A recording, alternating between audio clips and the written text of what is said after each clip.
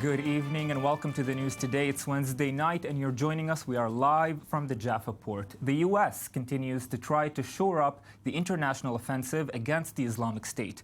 Secretary of State John Kerry held talks in Moscow yesterday, and today it was the turn of Defense Secretary Ashton Carter to visit Baghdad to push for an answer to Washington's offer of equipment and advisors. I-24 News military correspondent Shai Ben-Ari has more details. U.S. Secretary of Defense Ashton Carter arrived in Baghdad Wednesday as the Pentagon seeks to step up the international effort against the Islamic State terror group. Carter wants an answer from the Iraqi Prime Minister Haider al-Abadi to an American offer to provide Apache helicopters and military advisors to aid the retaking of Ramadi. The defeat here in Syria and Iraq is necessary, and we need to hasten that, and that means thinking of all the ways that we can find capable, motivated partners on the ground, enable them, strike from the air, work with them. The issue is a politically loaded one because many in Abadi's Shiite support base openly opposed greater American involvement in Iraq. On Tuesday, John Kerry, Carter's opposite number at the State Department, was in Moscow, where both he and his Russian counterpart cited progress in coming to an agreement over which groups will represent the Syrian opposition in any prospective peace process. Despite our country's differences, we demonstrated that when the United States and Russia pull together in the same direction, progress can be made. We've agreed to continue work, which is already at a rather advanced stage, the work on creating a list of terrorist organizations and assisting the United Nations in forming a representative opposition delegation. The newfound understanding between Moscow and Washington was perhaps also reflected in a statement by a senior Russian officer Tuesday, who said Russian airstrikes were now aiding Syrian opposition groups against Islamic State, despite previous denials from Moscow. We have carried out 17 airstrikes against I.S. positions north of Raqqa in the past 24 hours, in support of the Ghanin group, which is a part of the Free Syrian Army and which is advancing in the direction of Raqqa. Interestingly, few had heard of the little-known Ghanim unit before it was mentioned by General Rutskoy Tuesday. And the officer's claim that the force was part of the Free Syrian Army was in fact contradicted in a statement from the Russian Ministry of Defense, which named the Ghanim unit as part of the Syrian Democratic Forces, a separate organization. In any case, both opposition groups receive American backing. Kerry and Lavrov are among those expected to attend a meeting of world powers in New York Friday with the hopes of advancing a ceasefire ahead of possible peace talks. Yes, it's a complicated story. Let's break this down together. Joining me in the studio tonight are Baruch Gurgurevich, expert on the former USSR. Good evening. Thank you. And Amir Oren, defense and government analyst for Haaretz Daily. Good evening. Evening, Ayman. Well, let's try to look at the things that are looming over the possible cooperation between Russia and the U.S. Of course, they differ on the future of Syrian President Bashar al-Assad. Is it at all in Russia's interest to cooperate with the U.S. at this point? Definitely, it's a Russian interest. Russia, when the decision was made to go to Syria, it was after letting the Americans know that they are going into Syria, and they believed and they hoped that the United States and Western Europe will join them. And in a way, what we saw on Tuesday in Moscow, it was like almost the end of the plan and the process, because Putin from the beginning explained, one, he is fighting ISIS. He wants to keep Assad in power because the only boots on the ground fighting ISIS is the Syrian army and the Kurds.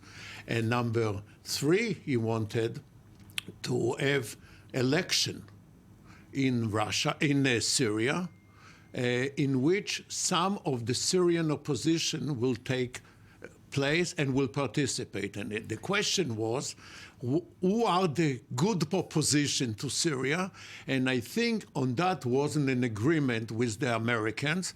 Now it was worked out as a deal, and it was defined. Second, the American already said for quite a while that Assad can stay for time of transition, and I think now it's a consensus of all the countries involved that for the time being he's staying in power. Well, I'm glad you brought up the point about the Syrian opposition. I want to bring into our conversation Aboud Dandashi, a Syrian journalist and author living in Turkey. He joins us now from Istanbul. Aboud, thank you very much for being with us tonight. I want to take you to the Syrian peace talks. One main question is, of course, which Syrian rebel groups will be able to participate. We still don't know. To what extent does the Syrian government have a say in this? Well, the Syrian government long ago outsourced its own fate to its Iranian and Russian now allies. Basically, the problem with these conferences is that they have never taken into account the wishes, desires, and goals of the groups on the ground doing the actual fighting. This idea that somehow Assad can run for elections is ludicrous. It's absolutely ludicrous. After the Berlin Wall fell in Eastern Europe, all the old regimes were swept away before new elections could be held. It's exactly the same situation in Syria. The whole war has been about sweeping away the old regime, which has been discredited not only among the opposition, but among its own constituents as well. Yes, Amir, let's go back to Obama, because it's very interesting to see the White House's perspective and moves throughout this time. After Obama refused to put troops on the ground, both in Syria and Iraq, now he's sending Kerry to Moscow to negotiate with Lavrov and Putin. Has Putin finally made the #1 superpower in the world, the U.S., basically follow his lead? Yes, but there are several considerations. The Ukraine, for instance, when Kerry was asked in Moscow yesterday, how come last year Obama talked about isolating Russia, and now it seems that he's eager to follow the Russian lead. Kerry explained that last year Ukraine was the main issue on the table, and therefore sanctions were imposed on Russia due to its behavior. But now there are 3 issues on the table. First, Daesh, the ISIS, then counterterrorism, and then the Syrian regime's future. And he is not, Kerry and Obama, obviously, they are not calling for Assad's immediate removal. This would come later when the Syrians will decide their own future, the makeup of their own governments. And while this is being done, of course, Ukraine is also on the table. And the status quo is going to be maintained, which means that Russia managed last year to get some gains, which it is not going to give up. Now, Jordan is now compiling a list of organizations taking part in the Syrian civil war, and Daesh and Jabhat al-Nusra are out. They are considered terrorists. As for the others, it will be a bargain between, obviously, Russia and the United States, with Saudi Arabia and Jordan and others participating in the process. Well, Aboud, let's pick up this point with you. To what extent does the I.S. still hold power in Syria, and is there hope for this coalition? We know that there's a Saudi-led coalition as well to stop terrorism. Is there hope for that as well in Syria? I'm sorry, who holds power in Syria? The Islamic State within Syria. Oh, well, the Islamic State's problem is actually not as complicated as people make it out to be. ISIS is in a landlocked desert. That's where their territory is. The problem is all the powers who are arrayed against ISIS are also at odds with one another. That has been ISIS's greatest advantage until now, that everybody who wants to do away with it also has to look over their shoulder what the other guy's doing. There's the so-called anti-ISIS coalition. Now, this Saudi coalition that seems to have been put together and announced overnight, I read something very interesting, that Pakistan, the first they had heard of this coalition, that they were part of it, was actually in the news. So let's see what practical, it has yet to be seen what practical implications this Saudi announced coalition has on the ground in Syria.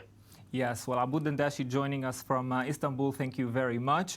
And let's talk about really, he tells us, Abu Dandashi, let's see what they will do, and let's see what Putin will do as well. He's been surprising us with his moves recently, one after the other. What do you think is to be expected next from Putin, or is that very hard to estimate?